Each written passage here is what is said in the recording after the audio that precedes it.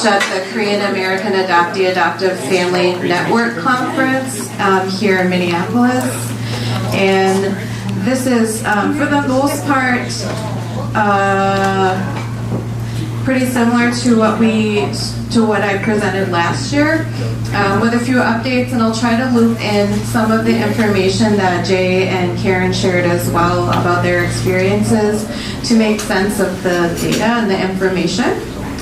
I just want to thank again Pastor Park and Yoonju for inviting me to work with them the last few years on this project. All right, so we're going to talk about adoptee mental health and suicide, and talk a little bit more about, what is the connection, to give a little bit more background to all of you. I'm not quite aware of what you already know, but I'll do my best to be informative and for this information to be helpful. So just a quick overview of the things that I'm going to be covering. An introduction, a little bit about myself and why I'm interested in this project. I'll talk a little bit more about CAM Center. Then we'll talk a little bit about suicide in the media. And then we'll talk about what do we already know about adoptee mental health and suicide. From there, I'll tell you more about the specific project that we've been doing at the Korean Adoptees Ministry Center for the past few years. We'll talk about the focus groups, the mental health survey that we distributed, some of the survey results, and then the next steps, which are actually kind of our next and current steps, and then resources that we have available. So as I mentioned, my name's Nicole. I am a licensed professional clinical counselor,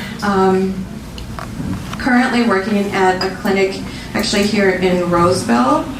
I do some group therapy and individual therapy, and I came into the field because of sort of my lifetime involvement in the Korean adoptee community as an adoptee and as somebody who went and spent some significant time in Korea doing global global Korean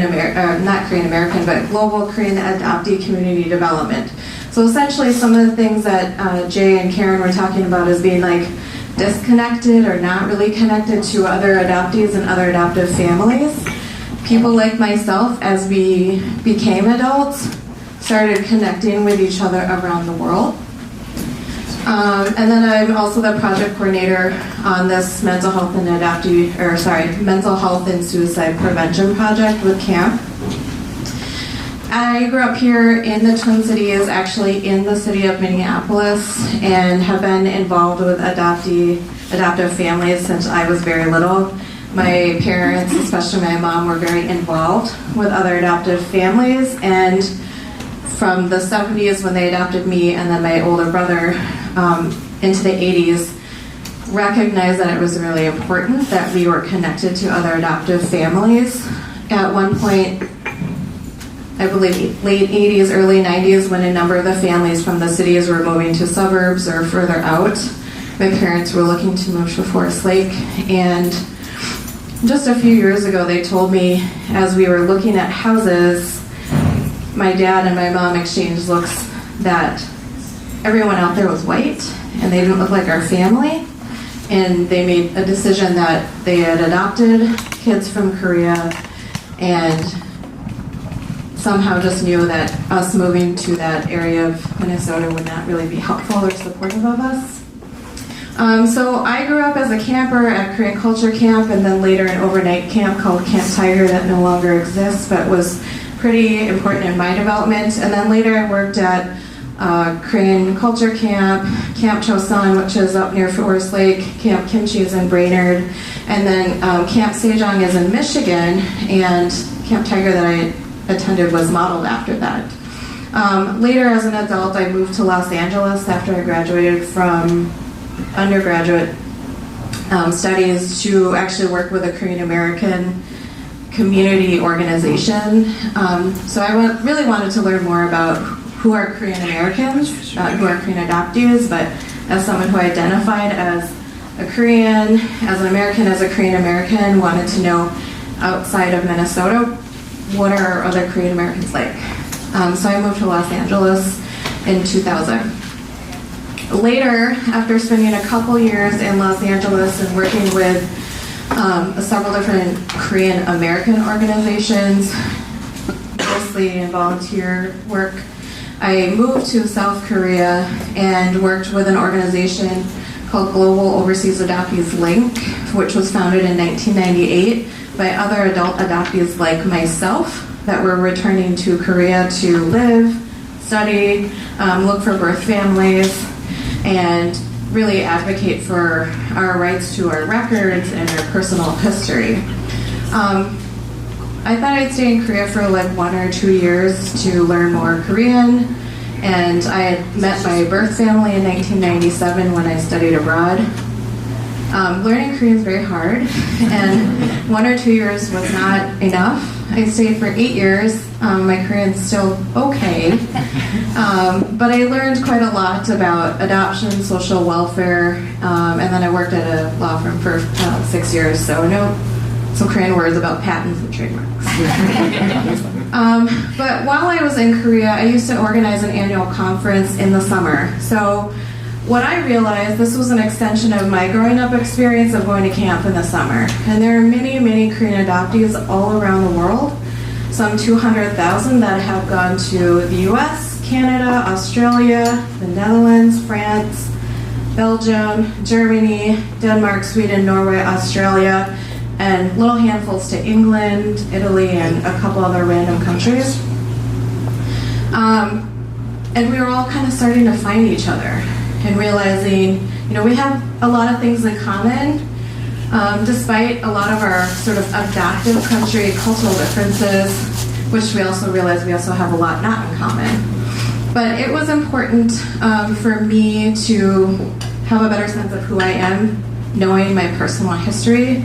Any of you who have ever done any search, or at least considered some search, or even just visiting Korea, like through Camp Center's spiritual journey or other birth family search tours that are often through agencies or other post-adoption providers. But some of the work that I did was this annual conference in Korea, bringing together adoptees, Korean government like policymakers about laws that impact Korean adoptees regarding search, regarding reunion, and we also launched a campaign for adoptees to reclaim their citizenship in Korea that went into law in 2011. So if you are a Korean adoptee and you were adopted to a country that permits dual citizenship, you can go back to Korea and also reclaim and reapply for your Korean citizenship.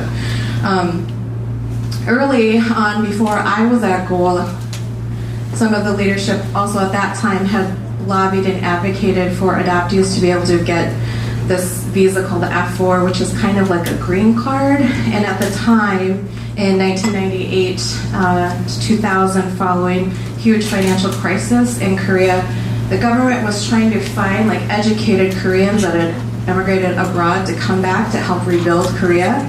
And so some of my mentors, some of my friends that were older than me, had really advocated to include adoptees in this definition of who should be an overseas Korean, because many adoptees were starting to come back and wanting to come back, but it was very difficult unless you had a lot of money to secure a visa longer than 90 days.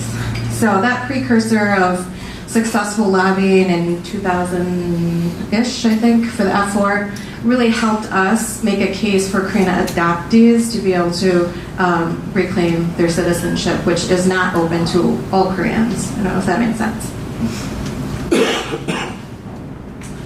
All right, so just a really brief introduction about the Korean Adoptees Ministry Center. So founded in 2000 by Pastor Park.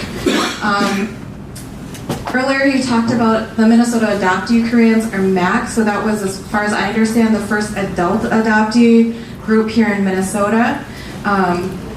Had some successes and sort of fizzled out towards the end of 1990s. So both Korean Adoptees Ministry Center and then AK Connection, so Adopted Korean Connection, were started in 2000. Tani Trainer, who's here, was the founder of that, or the founder. So there's a couple different organizations that have, almost 20 years history advocating and helping and supporting adult adoptees. This is significant. This is different than the culture camps that were aimed at, elementary. Then there was a progression to middle school, and then high school as the overnight camps started extending. As you can see, we're just a nonprofit and working to serve the 15,000 Korean adoptees here in Minnesota, including their families. And so I've listed a few things that Camp Center has been doing on a regular basis. So the monthly spiritual discovery, essentially dinner, fellowship. There's usually some kind of teaching on either, definitely some scripture, there might be a family values piece, but really meant to help bring community together. Spiritual journey is a specific trip bringing adoptees, especially if they've never been back to Korea. I believe this year it's a 2-week trip for the first time. And then different holiday cultural events, educational events, and then the last piece, which is this project. Pastoral counseling services like what Pastor Park started providing to Jay, and then kind of through Jay and others, also met other adoptees in the prison system. Also providing support in other types of crises that adoptees might face because of difficult circumstances, so homelessness, I think Jay also mentioned that as well, and then also either suicidal thoughts or other types of high-level crises. So oftentimes when people are in crisis, they might Google, maybe like Jay did, what's out there? Who can help me? Who can support me? Okay, so we're going to talk really briefly about suicide in the media.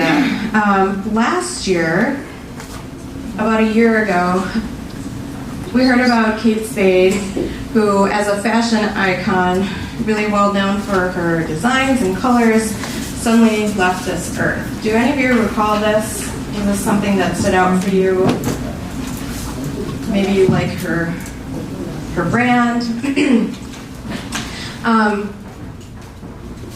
Shortly thereafter, as a matter of fact, just a couple days later, Anthony Bourdain also died by suicide. Are these figures familiar to all of you guys? Okay, so Anthony Bourdain, as a chef, writer, traveler, an incredible icon, he's somebody who's made our world smaller and more connected through his love of food and people. And for some of us who like food, I'm a big foodie, but if you're not traveling to Korea or you don't travel internationally, being able to see his work going to Korea is meaningful, and it helps us feel like we know something, and he did it with a lot of respect. I think there was a lot of shock. Daniel Gray is a Korean adoptee that lives in Seoul. He's been there, I think, since 05 or 06, but he's really famous for his English blog on how to find food. It's called Seoul Eats. He is actually featured in Anthony Bourdain's Korea episodes, as well as Andrew Zimmern, as well as the new, I think, Street Food on Netflix. He's a Korean adoptee who also has made Korea and Korean food more accessible to foreigners. And I'm curious if any of you guys know who Philip Clay is. Does anyone know who Philip Clay is? If you do, raise your hand. But in this room, seeing as a lot of you don't necessarily know from international work, probably not. Okay, so I'll tell you a little bit about Philip Clay. He is a Korean adoptee that arrived to the U.S. at age 8 in 1983. He was later deported to South Korea in 2012 because he lacked U.S. citizenship and had experienced years of struggle with mental health issues and illegal drug use. How many of you know about some of the problems that international adoptees are facing because some never received their citizenship, were never naturalized? Okay, so I see a handful of people. Well, right now it's estimated somewhere between, 15 to 30 or 50,000 internationally adopted individuals as babies, as children, never became U.S. citizens. Okay, there was a law passed, I believe, in 1996, meant to deport like criminal, like dangerous, illegal immigrants from the U.S. A number of adoptees between 1996 and 2000 were deported because of this loophole, because they were not U.S. citizens and they were convicted of felony crimes. Okay, this 1996 law was not meant to deport adoptees, but somehow we fell under this law. And so in the late 1990s, there was lobbying and advocating to change the loophole to give all international adoptees citizenship going forward, right? It would become an automatic part of the process. And it grandfathered in adoptees that were still under 18, and which was any of those that were born, I forgot the exact date, but 1982 and forward. Well, Korean adoption, international adoption, started officially about 1953. So that left about 30 years of adoptees, the vulnerable, who never received their citizenship. There are lots of reasons why adoptees haven't received their citizenship. Oftentimes, sometimes families didn't know that there was other processes that they needed to do once the adoption was finalized. There was additional paperwork. Back in the 50s, 60s, 70s, 80s, there was no internet. So navigating the process took attention, took time. And I believe there was a waiting period of like 1 or 2 years, and if any of you as adoptive parents know this, there's a time you had to wait before you could finalize the adoption, and then after that you could then file the paperwork. So Philip fell under this. So his family did not get his citizenship, so he was deported. Once in Korea, he struggled due to language and cultural barriers, as well as untreated mental health issues. My understanding is probably at a schizophrenia diagnosis, which is a serious mental illness, which requires care, requires medication. So Philip ended his life on May 21st, 2017. And his death sparked outrage and caused deep pain to many in the global Korean adoptee community who are aware of these issues.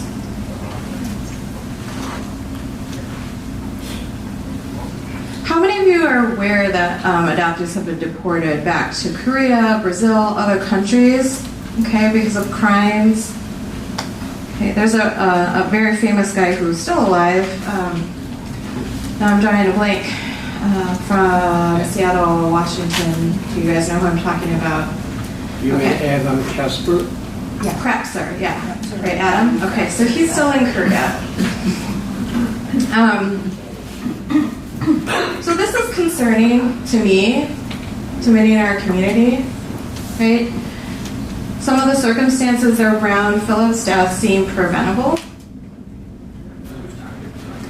So we're going to talk a little bit now more about what do we already know about the mental health statistics or impact on adoptees to help kind of paint a broader picture so we understand kind of what's going on. So one of the things that we know from a few well-known studies is that the risk of suicide attempt and dying by suicide is higher in the adoptee community than the general population. Okay, one study, this is from 2002, found that adoptees in Sweden have a high risk for severe mental health problems and social maladjustment in adolescence and young adulthood. Okay, so that's something that Jay talked about today. I think he literally said maladjustment. The statistics are 3 to 5 times more likely to attempt or die from suicide than non-adopted siblings.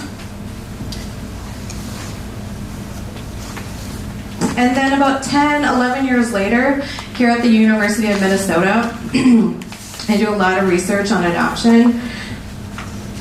A similar study found that U.S. adoptees,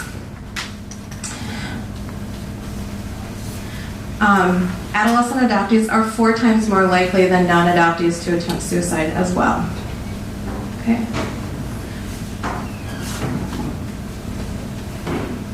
And the Swedish study, some of the risk factors they talked about included higher rates of mental illness like depression, attachment disruptions, substance use and abuse by the biological parents.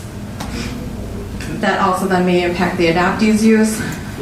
Poverty and disconnect from culture and birth origins. These are some of the things that Jay talked about that he experienced.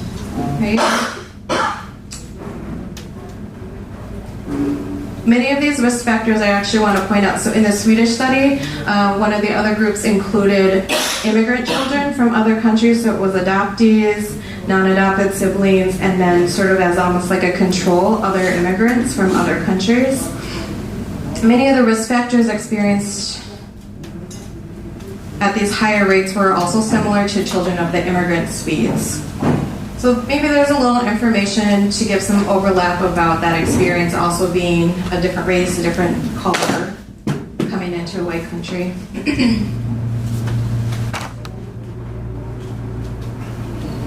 Okay, so given, and this is part of conversations with Pastor Park and then the work that Camp Center has done over the years, is to see also here in Minnesota that we know, at least I think in a conversation a few years ago, we had at least about 12 people that we could identify as dying by suicide in the last 20 years, just between the two of us.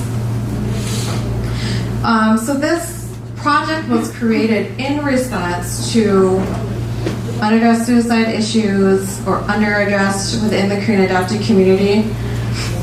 And there are a few specific areas or things that we're working on. So one is to better identify the risk factors and barriers that adoptees might face in their growing up experience, to raise awareness within our community first and foremost, and then more broadly into help and support and mental health providers or general practitioners, right? Our families, whether it's our adoptive families or as adults, because many of us are adults now, our spouses. As I said, increase community support and resources, as well as working on reducing the number of deaths in general. Minnesota has right now a higher rate and increase of suicide than many other states in the U.S. There is a focus in public health because suicide is increasing. Minnesota happens to also be increasing at a higher rate. Although the general demographic that they see the rates are in, I believe, middle, upper age white males in rural Minnesota. But we want to know because there's not a lot of data on adoptees. Okay? For years and years, Pastor Park and his wife were going to the Minnesota Department of Health annual conference and asking, are there statistics? Is there information about adoptees? Because we get these calls, we try to help, we do the best that we can. But does anyone know about this? There's some studies. But what's happening? So our team is Pastor Park, myself, and then we also work with an advisor, Professor Kim, who is in public health at the U of M, and then his doctoral student. So, as I mentioned, this started about 3 years ago. We started off by putting together a couple of focus groups to get a better understanding of, what are some of the problems or the issues that we're seeing here in Minnesota. So one was a group of mental health professionals familiar with the Korean adoptee experience. Many of those participants were adopting themselves or providing services to adoptee clients. Okay, and then we had a focus group of adult Korean adoptees, again, to better understand, what are the things that you've experienced? How does this impact your mental health? How might this lead to more risky behaviors like suicide or other kinds of substance abuse or more dangerous decisions? So I just put up a few key themes that we got from the focus groups, although there's many. First and foremost, difficulties were perhaps lacking a sense of belonging and or role models who share your appearance and also mirror your experience. So one of the things that Minnesota has done a really nice job of that I talked about earlier in my experience has been the Korean adoptee camps. The early counselors and directors were Korean Americans. And later I realized Korean Americans that probably came from fairly well-off families. As an adult, I realized their experience is very different than ours. We come from families that don't have money, don't have access to more support. So they look like us, and I will say without a doubt, having some of those role models was super helpful for me. But as I was going through adolescence or becoming an adult, I was like, I don't know that you understand my experience, but I'm glad that someone like you that looks like me is in my life. Adoptees receive some really conflicting messages about love and adoption. Love and adoption. Meaning, and this kind of goes back to the adoption agency narrative of rosiness, right? The narrative was really about finding homes for adoptees, for kids that need homes, and joining them into families, primarily Christian families that want to take us in and love us, or do it, because it's God's will, or something charitable and nice. So it makes it difficult for adoptees to voice or notice, why do we feel sad if my family was so happy to receive me? Or my community or my relatives tell me my parents did such a good thing. In order for us to be adoptable, we had to be separated from our birth family, our birth country. Oftentimes, many of us became so young we don't remember that, consciously. But we remember it somewhere in our body. We can feel that. We can feel that sadness. So from an early age on, we learn that love and adoption equals separation. And sometimes this can be challenging when we get into relationships later in life, where we fear being in relationships because we're afraid of, we talk about the fear of abandonment. Well, with adoptees, it's true. We have been abandoned. So it's not a fear, it's something that's actually happened in our lives. If we can normalize why that fear is there, probably can help us repair and feel less afraid of consistent, healthy relationships. And then also this kind of goes into the blue last line. We experience difficult, confusing feelings that then might come out in these kind of sideways behaviors, like Jay talked about too, related to this unacknowledged grief, loss, and that trauma, that early childhood trauma. For a long time, professionals in adoption didn't want to talk about adoption and that separation as trauma, but we know now that it is. As an infant, you don't know that when you're taken away from your mom, that you're not going to die. I mean, this has been the person who took care of you for your whole life up until you come out. And oftentimes in adoption, there's a separation from birth family, whether it's right away or it's months later. You go into either some foster care or another orphanage type of setting. There's multiple placements, right? So at an early age, people that are taking care of you are suddenly gone. Okay? Even though as adults later we can say, oh, you're fine, but as an infant, as a young child, you don't know that. You don't know where you're going. Who are these people? What are these foods that they're eating? I remember at camp, so I was adopted as an infant, but at camp, I really loved going because I got to hear stories from some of my friends that were adopted older that had memories, and one that talked about when he got into his adoptive family, had never seen like a Western style toilet, so he climbs on top to squat. And his family comes in like, what are you doing? He's just doing what he did in Korea, right? Because the toilet's from the ground. And I hear things about people hoarding food because they've lived in institutional care. Those things aren't normal when we get here to a family with plenty, but they're really normal for the experiences the adopted child experienced earlier. And a lot of times, the adopted families don't have that information. They don't know what's going on. Okay, so what we did in order to better understand what's going on with adoptees is we created an online survey. It was distributed through SurveyMonkey, an anonymous survey. There were 81 items. Sounds like a lot, but as someone, as a therapist and someone who was doing some research, I really wanted to know more about these things that adoptees are experiencing.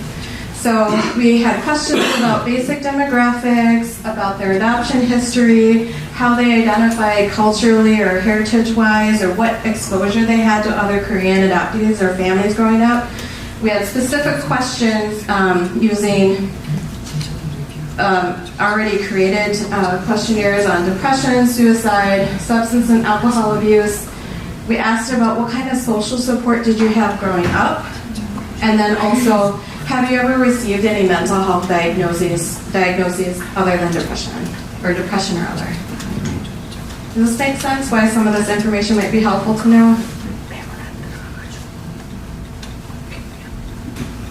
Okay, so the survey was distributed almost 3 years ago, feels like a long time, with the potential of meeting more than, getting into the hands of more than 25,000 Korean adoptees through a variety of recruitment methods, direct email through our listserv, the focus groups. I previously worked on a study at the University of Minnesota, so was able to send that out through their International Adoption Project, the Korean Quarterly newspaper here in Minnesota, posters at all the different Korean businesses, the main adoption agency that's still around now, Children's Home Society and Women's Social Services, MinAdopt, which is a post-adoption services provider here in Minnesota, and then at least 25 plus Facebook groups for Korean adoptees.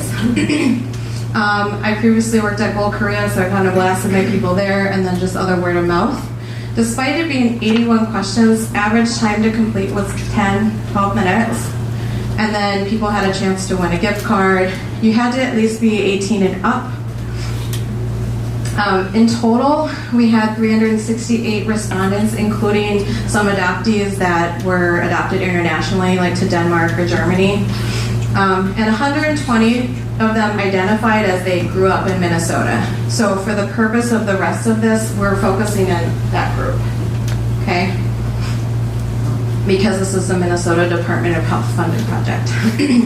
And then I also offered mental health resources and crisis connection phone number. So what did we find? Well, some of the favorable results, I want to say, I think these things, they're really great and they really help us in a lot of ways, but they sometimes mask some of the challenges that Korean adoptees might be experiencing. So the first thing, 80% of the Minnesota respondents said they graduated either from a four-year college or had more education. That's significant when only a third of the U.S. national average has a four-year degree. So we're pretty educated. Okay, adoptees do in general pretty well in academics. I'm going to guess that might be a little bit related to our genes.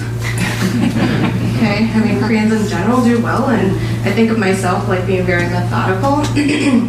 Did not get that from my adoptive parents. And then 90% of the Minnesota respondents reported that they're employed.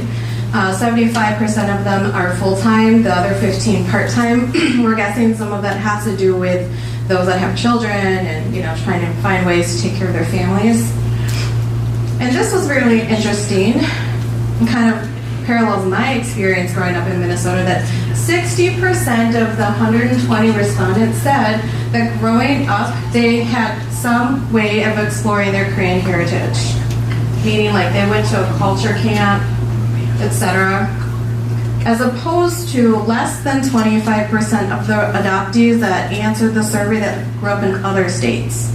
Does that make sense? I think one thing I did not put up here as a statistic, so I'll just give it to you.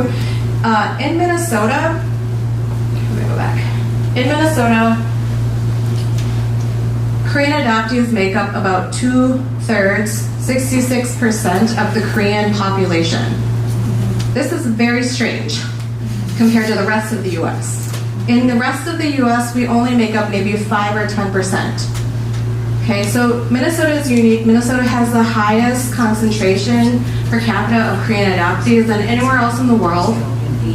Okay. US is the top receiving country, and then after that, I want to say it's maybe France. So we have an estimated 150,000, and then France, I think, is like 10,000-ish. Okay. So we actually have also a very unique Korean community here in that there's a lot of adoptees, a lot of people know an adoptee or adoptive family. Koreans that come here as non-adoptees, I'm guessing some of you have been asked, like, are you adopted? Does that happen to any of you? No? Or sometimes people think it's weird that you're not adopted, right?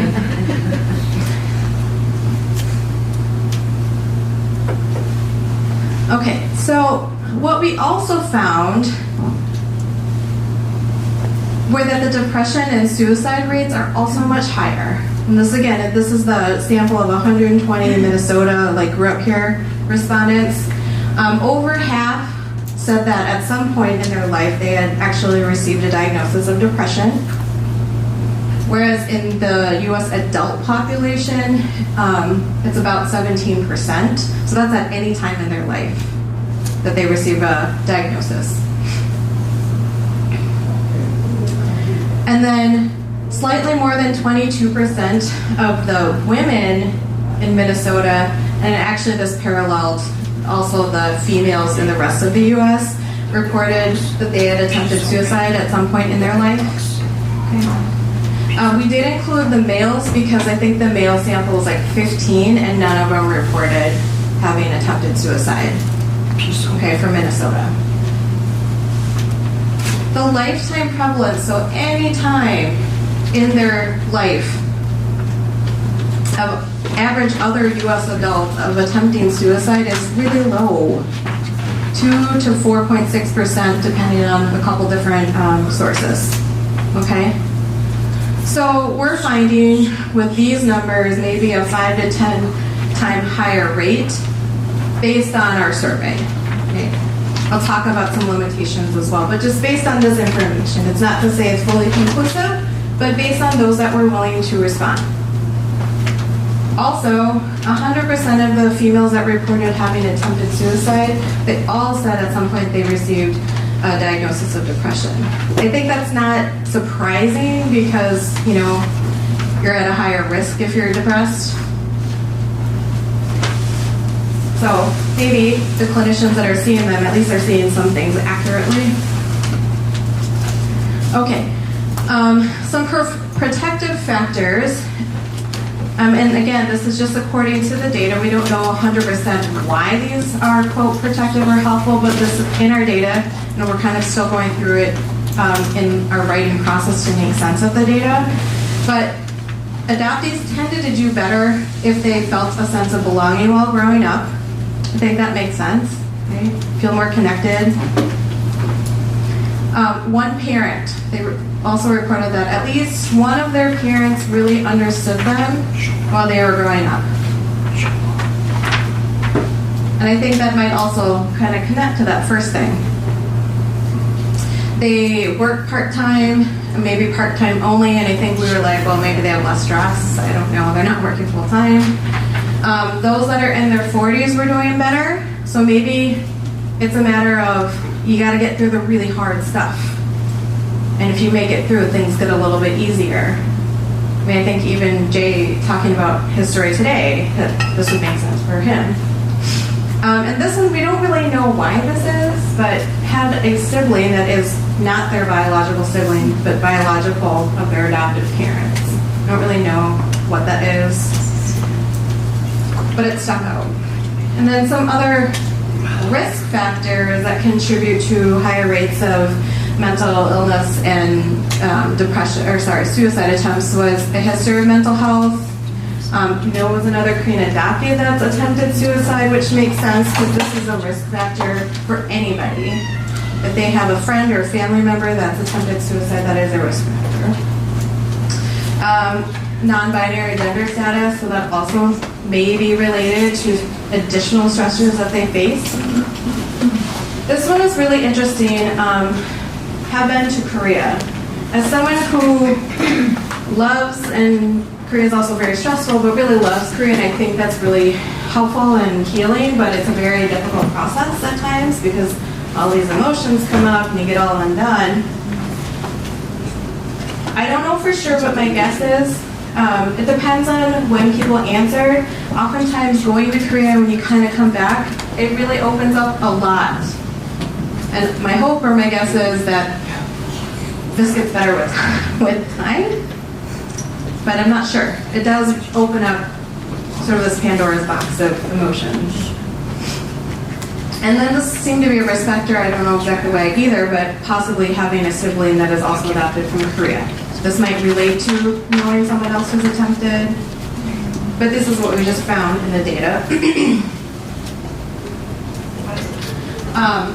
So I want to be very, very careful that I talk about some of these limitations of the survey because this is not necessarily in a place that we can generalize it to all Korean adoptees because we didn't reach all Korean adoptees. Does that make sense? Okay. We sent this out to people who are connected to community. So that's the survey participant bias. We don't really know how to contact adoptees that aren't connected to community. So we don't know what they do because we don't know how to find them, but we're working on that. So maybe some bias in those that responded because one, they're already interested in mental health or they're more willing to talk about it, right? We don't know the ages when the adoptees experience their suicidal thoughts and behaviors because we didn't ask them. So if we were to do the survey again, that might be helpful. The two studies that I talked about earlier, they looked at behaviors for adolescent young adult adoptees. So that protective factor of being older than 40, again, it might be getting through some really difficult things, and then it gets better. This next one, difficult to actually track and find adoptees that have completed suicide. So this is something we're working on with the Minnesota Department of Health. We've been tracking with them now the last couple of years. They made actually a box in their statistics to track if the person's adopted. So they'll also ask us, they'll get names, and maybe there'll be data if they're like Asian or Korean, but the parents' last name are Peterson or something like that. We'll do our best to try to help them make sense that, yeah, it's likely they were adopted. And then this last thing. So the Department of Health helped us put together this fact sheet. We're still working to continue to update the data. And according to that fact sheet, the number of adoptees completing suicide in Minnesota was actually far below the current average of that rising statistic of suicide in Minnesota in the general population. So it might not be that bad. So that could be hopeful. We don't know 100%. But so far, if we can't find these people, maybe this isn't very accurate. Does that make sense? Okay, so this is next steps and kind of actual current steps. So we've been working on increasing the types of parent and community education programs that we're doing. So today is one example of that, right? We want to be able to raise awareness, we want to share information, want to give you guys resources.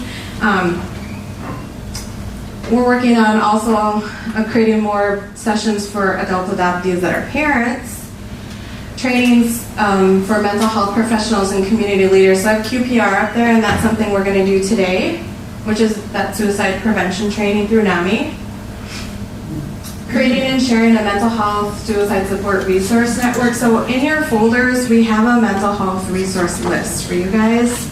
There's some specific clinics, clinicians listed, and some databases on how to find a therapist that is experienced in adoption. Because for myself, when I was in grad school, and I actually went back to school to do therapy, also with adoptees, was to better understand how are people trained as therapists to talk about adoption or to even bring that up as a contributing experience as to why someone's depressed, as to why they're having difficulties with expressing themselves. Okay? It's not always talked about or even asked at an intake. So really important for us to start expanding this network. And then kind of, this is similar for what we're doing today, more info session. We're currently working with the U of M team on publication for the data and the survey, and then making some presentations at different conferences. And then I know this is kind of a random little box out there, but considering that my example of Philip that I put up there was deported because of his lack of citizenship, also helping those of us who have citizenship, awesome, great. If you have people in your family, your community that you know that doesn't, finding ways to help support the current campaign that's going on. I know Senator Amy Klobuchar is a writer of the current legislation, and I think she was an original, like the main sponsor of the first one a couple of years ago. So this is an actual campaign that's going on, so you can actually Google that, like Adoptee Citizenship Campaign. These are just a couple examples of some of the parent community education that we've done the last couple of years. These are both done at the Korean Institute of Minnesota with the parent groups that were there and then any other public people who wanted to come. I happen to do a lot of mindfulness, so that was something that I did, which is really about how do you, and I think some of the things that Jay and Karen talked about is sometimes we're not aware, we don't know what's going on, or we don't know what we're feeling. So practicing having more awareness of self so that we can increase our opportunities to talk to each other. Okay. There's normal adolescent stuff that comes up, but apart from that, I mean, we have these extra layers in adoptive families and adoptive families across race, right? That maybe for majority of us, our white parents aren't aware of or they don't know. And it's really difficult to bring up those conversations. And then also exploring grief and loss in adoption, and also from a trauma lens. So again, it's been a long time in a battle where professionals in the fields might not even think of or see adoption as trauma, but the impact, the symptoms that can come up sometimes in our behaviors or our depression or anxiety are probably related to that early loss, early trauma. And we also talk about it in terms of attachment. Attachment may or may not always encompass all of that. Community events or trainings like QPR that we're going to do. So this was one from 2017. Just more, this was related to sharing the survey data. And then finally, I just have some resources for you guys. So in your folders, you should have all gotten a magnet that has the National Suicide Prevention Hotline on it. So stick that up on your fridge. You might never know when you might need it, or just put it or share it with somebody. The crisis text line. So the crisis line, crisis connection, is no longer in business, but since many people text now, you can just text for help. And then referrals for adoption competent therapists. Again, these are people who would have adoption on their radar if you're going to see them for therapy, and this is in the resource list in your folder. Suicide prevention trainings like QPR, there's actually mental health first aid and a couple other trainings. So we as a community, some of these are offered. You can just go to them for free and find them at NAMI. We have one coming to you guys today, but you can also go online and they're free. And then also really like connecting with your local or international adoptee community. And one of the things that Jay talked about at the very end was as an adult, so I grew up with adoptees like my whole life, and it was just a normal thing, and it was weird to not be connected.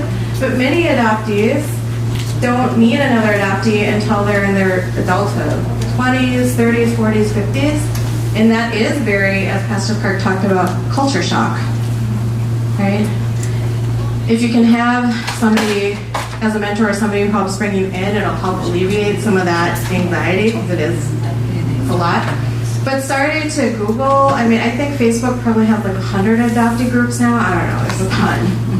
And adoptees tend to actually find each other in these online spaces and utilize that very well, which is really interesting and unique, because there was a New York Times article a year ago about how social media has caused us to be more isolated and less connected in the general population.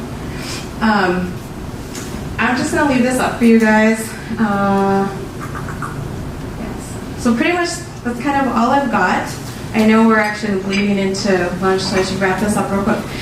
But maybe 5 minutes for any questions or comments. You said 2/3 of Koreans are adoptees, but how many, what's the exact number?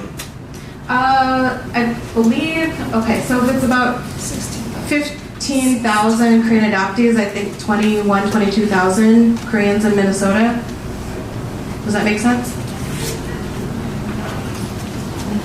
You said two things that I weren't sure were the same thing. You said that the risk of suicide for adoptees is higher, but then in another section, there was something that was same or going up at a different, like that was the same or lower than Minnesota? Yeah, okay, so in the two studies, like the studies that have been published in these journals, in those populations that they studied, it was higher, right?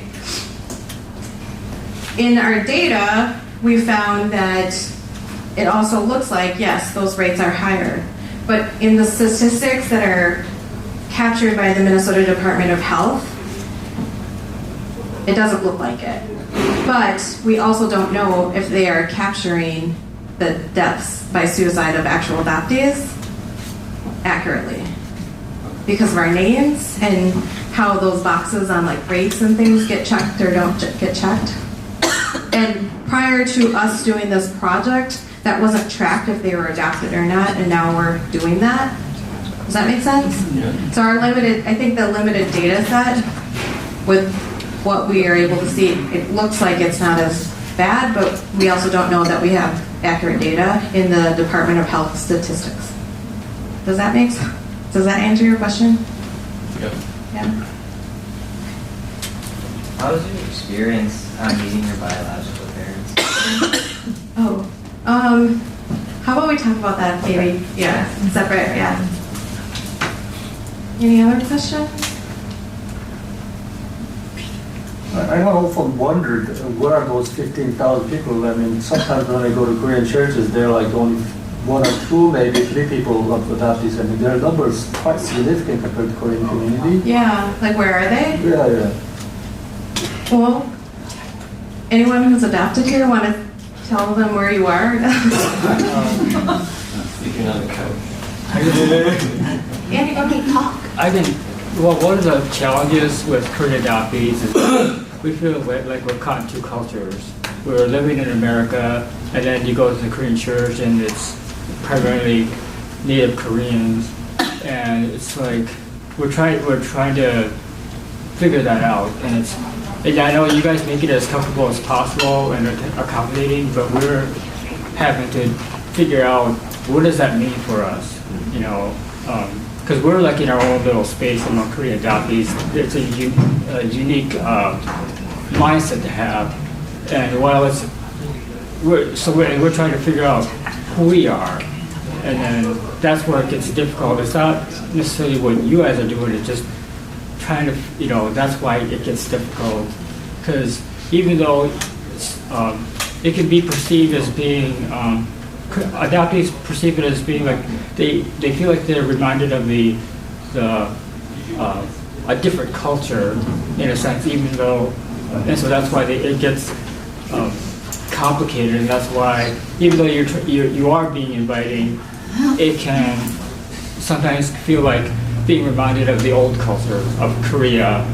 And while it's meant to be inviting, sometimes it can create the impression in our mind that, you know, we're being reminded of what we aren't, or what we may never be, you know, with all the culture and language, and, you know, we are Koreans, but we think like Americans.